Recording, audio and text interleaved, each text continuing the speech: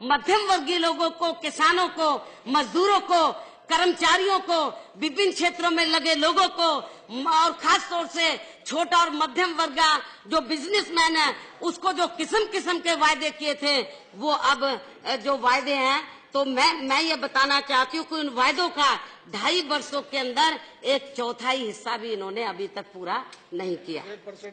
1/4 हिस्सा भी अभी तक पूरा नहीं किया है। तो इनकी हालत बहुत ज्यादा खराब है। और सही बात तो ये है कि इन्होंने अपनी इन कमियों पर से पर्दा डालने के लिए तो जल्दबाजी में ये सब इन्होंने फैसला लिया है।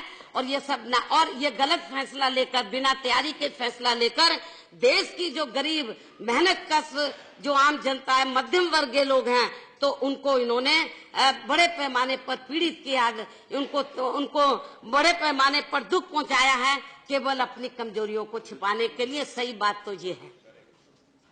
लेकिन इन्होंने अपने इस राजनीतिक स्वार्थ में जो ये जल्दबाजी में बिना तैयारी के अब कच्चा फैसला लिया है, अपरिपक्व फैसला लिया है, जिससे देश की आम जनता त्राही त्राही कर रही है, वह अति पीड़ा में है, अति दुखदायी है। तो इससे इनको 5 राज्यों में मैं आज बताना चाह रही हूँ, आप लोग सुन लो और सुन के माननीय प्रधानमंत्री जी को भी बता देना। और ये मैं आपको बताना चाह रही हूँ। अब ये कह रहे हैं कि जरूर आपका तो जरूर सुन रहे होंगे वो, चाहे किसी का सुने या न सुने। तो मैंने कहा सुन नहीं भी सुन रहे हो तो हो सकता है कि वो नींद की गोली खाकर न सो गए हो। आज का जो डिबेट चल रहा है, अभी तो वो यही उल्टा ही बोल रहे थे गाजीपुर में जाकर, वो खुद ही ना कहीं नींद की गोली खाकर सो गए हो। यदि सो भी गए हो तो आप लोग बता देने का है। तो इन्होंने ये जो कच्चा और बिना तैयारी का जो फैसला लिया है, तो मैं समझती हूँ कि अभी हाल ही में कुछ समय के बाद जिन 5 राज्यों में असेंबली का इलेक्शन अनाउंस होने वाला है, उन राज्यों में तो इनको वहां की जनता जरूर सजा देगी। और इसकी सजा यही नहीं, 5 राज्यों में सन 2019 में लोकसभा का आम चुनाव होगा तो उसमें भी इसकी तकड़ी सजा आप लोगों को जरूर मिलेगी। और मान्यवर, मैं आपको ये बताना चाहती हूँ कि इन्होंने अब बैंक से पैसा निकालने के लिए शाही लगाने का भी प्रावधान किया है कि भाई वो कहीं दोबारा ना आ जाए। मैं समझती हूँ जो शाही लगा रहे उसकी वोटिंग अभी हो जाए, जो सन 2019 में इलेक्शन होने वाले उसकी वोटिंग अभी हो जाए, मालूम हो जाएगा कि जनता आपके इस फैसले के साथ में है या नहीं।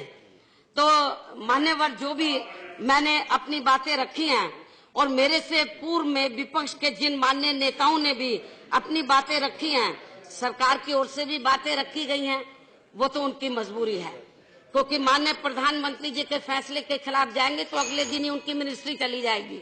उनकी मजबूरी है, उनके लीपापोती उनको करनी है। मान्यवर, जो भी मैंने अपनी बातें रखी हैं और मेरे से पूर्व विपक्ष के जिन माननीय नेताओं ने भी अपनी बातें रखी हैं, वे बातें देश व जनहित में काफी गंभीर व अति संवेदनशील हैं। इसलिए सरकार के लिए इस फैसले की इन सब बातों अपने इस फैसले की इन सब बातों को आगे रखकर जो सरकार ने फैसला लिया है, तो अपने ये जो आज बातें विपक्ष ने रखी हैं, उन सभी बातों को आगे रखकर देश व जनहित में इनके फैसलों की जांच होनी चाहिए। हमारे शिवसेना के लोग इधर बैठे हैं, मेरे ख्याल वो भी इस मामले में सरकार के साथ नहीं है। मैं उनका थैंक्स अदा करती हूँ कि वो भी, उनको लग गया कि हम कहाँ गलत जगह बैठ गए।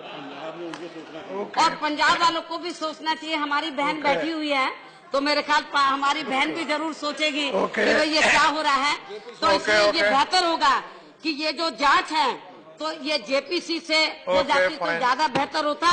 लेकिन ये जांच समयबद्ध होनी चाहिए। ये केवल ऐसे नहीं कि जेपीसी सरकार वाले सोच रहे होंगे हम मान लेंगे, समयबद्ध होनी चाहिए। और इतना ही नहीं, मैं ये चाहूंगी क्योंकि आज जो विपक्ष के माननीय नेताओं ने जो अपनी बात रखी है, बहुत उन्होंने डिटेल में अपनी बात रखी है और उन्होंने अपने कुछ सुझाव भी सरकार को दिए हैं। और मैं ये समझती हूँ कि जब ये इस सदन में चर्चा खत्म हो जाए, 1 दिन और चले, 2 दिन और चले, तो मैं चाहूंगी कि माननीय प्रधानमंत्री जी तो ये चर्चा का जवाब दें तो ये ज्यादा बेहतर होगा। इन्हीं लफ्जों के साथ अब मैं अपनी बात यही समाप्त करते हुए रजा लेती हूँ, आपसे रजा लेती हूँ। धन्यवाद। Thank you Kumari Mayawati ji, thank you.